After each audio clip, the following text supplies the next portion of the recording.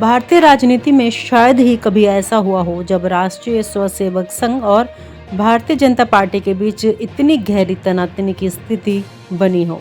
सामान्य परिस्थिति में संघ का आर्थिक या रणनीतिक समूह अपनी आंतरिक बैठकें करता है, जिसमें मध्यम स्तर के पदाधिकारी शामिल होते हैं। शीर्ष नेतृत्व जैसे सरसंचालक सभी सह कार्यवाह एक साथ केवल विशेष अवसरों पर बैठते हैं।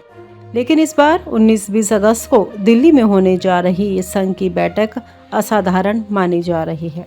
इस बैठक में स्वसेवक संघ मोहन भागवत, सर कार्यवाह दत्तात्रेय होसबोले और सभी 6 सह कार्यवाहक मौजूद रहेंगे। इसके अलावा संघ के सभी शीर्ष पदाधिकारी भी बुलाए गए हैं। यह अपने आप में संकेत है कि परिस्थितियां सामान्य नहीं है। संघ परिवार के भीतर कुछ गहरी चिंता है और यह चिंता सीधे प्रधानमंत्री नरेंद्र मोदी के 15 अगस्त को लाल किले में दिए गए 103 मिनट के लंबे भाषण के बाद और भी गहरी हो गई है। मोदी का 15 अगस्त भाषण और संघ की बेचैनी। पीएम मोदी ने अपने स्वतंत्रता दिवस संबोधन में यह संकेत दिया है कि वे अभी राजनीति से हटने वाले नहीं हैं, बल्कि उन्होंने अपने 10 साल की दिशा का खाका पेश कर दिया है। यह भाषण सिर्फ लंबाई में नहीं बल्कि मंशा और महत्वाकांक्षा में भी बहुत भारी था। मोदी ने स्पष्ट कर दिया कि वे सत्ता में बने रहेंगे और नेतृत्व की बागडोर छोड़ने का उनका कोई इरादा नहीं है। इसके तुरंत बाद संघ प्रमुख मोहन भागवत का भाषण हुआ, लेकिन उनका भाषण मुश्किल से 7 मिनट का रहा और उसमें भी वह बहुत कुछ नहीं कह पाए।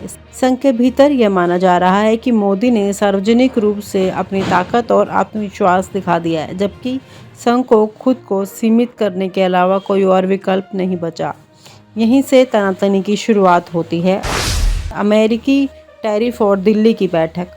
इस बीच एक और झटका संघ और भाजपा दोनों के लिए आया। अमेरिका ने भारत पर 50% टैरिफ लगाने की घोषणा कर दी है। आर्थिक मंचों पर यह भारत के लिए एक बड़ी चुनौती है और चूंकि संघ का एक बड़ा आर्थिक समूह है जो नीतियों और दिशा को लेकर सलाह देता है, इसने तत्काल एक बड़ी बैठक बुलाने की सिफारिश की है। दिल्ली में होने वाली ये बैठक अब दोहरी वजहों से महत्वपूर्ण हो गई है। पहली वजह आर्थिक चुनौती है और दूसरी वजह राजनीतिक, यानी नरेंद्र मोदी की लगातार बढ़ती सत्ता और उनके बयानों से संघ की असहजता। संघ की रणनीति और पारिवारिक कलह। संघ और भाजपा का रिश्ता अक्सर गुरु शिष्य जैसा माना जाता है, लेकिन इस रिश्ते में अब बराबरी का भाव दिखने लगा है और कहीं कहीं टकराव भी। संघ ने भाजपा को जन्म दिया है, उसे विचारधारा दी है, संगठन दिया और नेताओं की एक पूरी फौज खड़ी की, लेकिन नरेंद्र मोदी के दौर में भाजपा इतनी शक्तिशाली हो गई है कि वह अब संघ से ऊपर उठती नजर आती है। संघ के भीतर यह गहरी चिंता है कि अगर मोदी लगातार इसी तरह से सत्ता में बने रहे तो संघ की प्रासंगिकता कम होती जाएगी और यही कारण है कि संघ चाहता है कि मोदी को किसी न किसी रूप में सीमा दिखाई जाए, लेकिन यह सीमा दिखाना आसान नहीं है।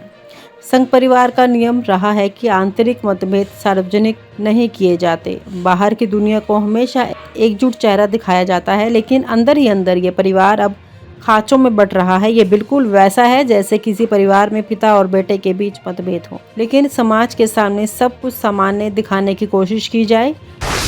मोदी को सबक सिखाने की तैयारी। संघ के भीतर अब ये चर्चा हो रही है कि मोदी को कैसे सबक सिखाया जाए, लेकिन ये सबक ऐसा होना चाहिए जिससे भाजपा कमजोर ना हो और संघ की छवि भी खराब ना हो।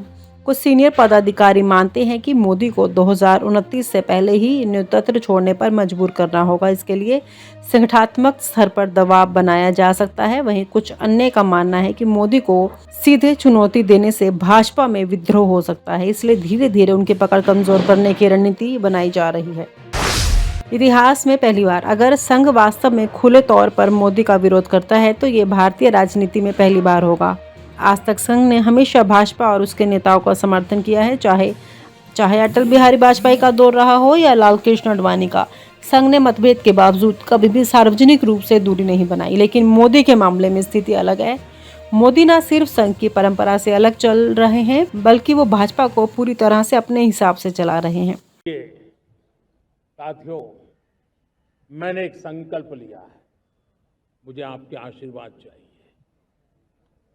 कोटि कोटि देशवासियों के आशीर्वाद चाहिए, क्योंकि समृद्धि कितनी ही क्यों न हो, अगर सुरक्षा के प्रति उदासीनता बरतते हैं तो समृद्धि भी किसी काम की नहीं रहती। और इसलिए सुरक्षा का महत्व बहुत बड़ा है। और इसलिए मैं आज लाल किले की प्राचीर से कह रहा हूं, आने वाले 10 साल में 2035 तक राष्ट्र के सभी महत्वपूर्ण स्थलों, जिनमें सामरिक के साथ साथ सिविलियन क्षेत्र भी शामिल है, जैसे अस्पताल हो, रेलवे हो, जो भी आस्था के केंद्र हो, उन्हें टेक्नोलॉजी के नए प्लेटफॉर्म द्वारा पूरी तरह सुरक्षा का कवच दिया जाएगा। ये सुरक्षा का कवच लगातार विस्तार होता जाए, देश का हर नागरिक सुरक्षित महसूस करे, किसी भी प्रकार की टेक्नोलॉजी हम पर वार करने आ जाए, हमारी टेक्नोलॉजी उससे बेहतर सिद्ध हो। और इसलिए आने वाले 10 साल 2035 तक मैं ये राष्ट्रीय सुरक्षा कवच का विस्तार करना चाहता हूं, मजबूती देना चाहता हूं, आधुनिक बनाना चाहता हूं। तंत्र का में स्व है और तंत्र है। स्व के आधार पर तंत्र चलता है तब स्वतंत्रता आती है। भारत एक वैशिष्ट्यपूर्ण देश है। वो दुनिया में सुख शांति लाने के लिए जीता है, दुनिया को धर्म देने के लिए जीता है। इसलिए हमारे राष्ट्र ध्वज पर केंद्र में धर्मचक्र है। ये धर्म सबको साथ लेकर, सबको जोड़कर, सबको उन्नत करता है। इस लोक में और परलोक में सबको सुख देने वाला है। ये धर्म दुनिया को देने के लिए भारत है। अब ये हमारी विशेषता है, वो देने के लिए भी तंत्र हमारा होना पड़ेगा, स्व के आधार पर चलना पड़ेगा। तो देश 15 अगस्त 1947 को स्वतंत्र हो गया, परंतु उसको स्वतंत्र युक्त देश बनाना, स्वाधीनता मिल गई। अंग्रेज चले गए, हमारे अपने लोगों के अधीन ये देश हो गया। हम इस देश का तंत्र चलाने वालों को हर 5 साल के बाद निर्वाचित करते हैं, वो हमारे अपने लोग। हम अपना राज्य चला रहे, हम अपना कारोबार चला रहे, हम स्वाधीन हो गए। लेकिन जिस कारण से स्वाधीन हुए,